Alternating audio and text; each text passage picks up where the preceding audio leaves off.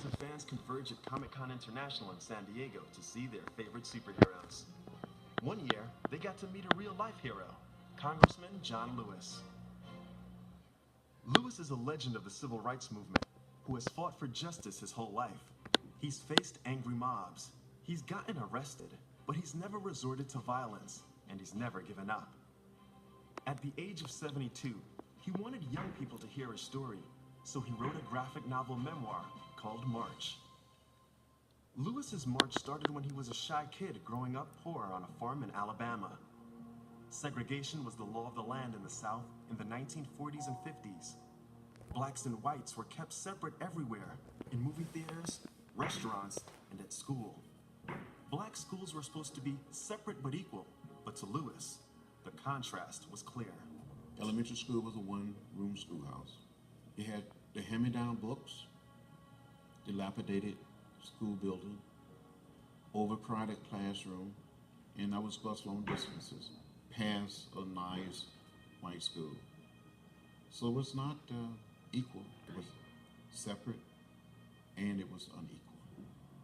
But just 50 miles away, in the city of Montgomery, a young minister named Martin Luther King Jr. was leading a peaceful protest of the city's segregated buses. Lewis had heard King preach on the radio and became inspired to become a minister himself and to fight segregation using nonviolent protest.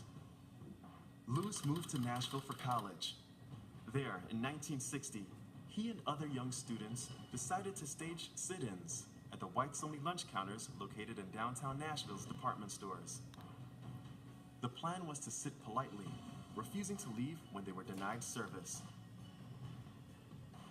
The students were attacked, and then they were arrested. But when he was carted off to jail, surrounded by his friends, Lewis discovered that he felt no fear. He felt powerful.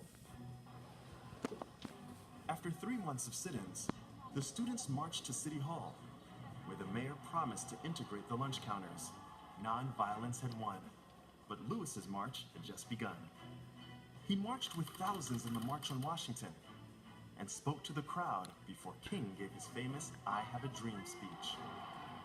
He marched to demand voting rights for blacks in Selma, Alabama, where he was beaten by state troopers. And Lewis is still marching. In 2013, he held a sit-in for the rights of undocumented immigrants and was arrested for the 45th time. Lewis hasn't forgotten what motivated him to seek justice all those years ago. And with March, he's hoping to inspire a new generation in a format made for superheroes.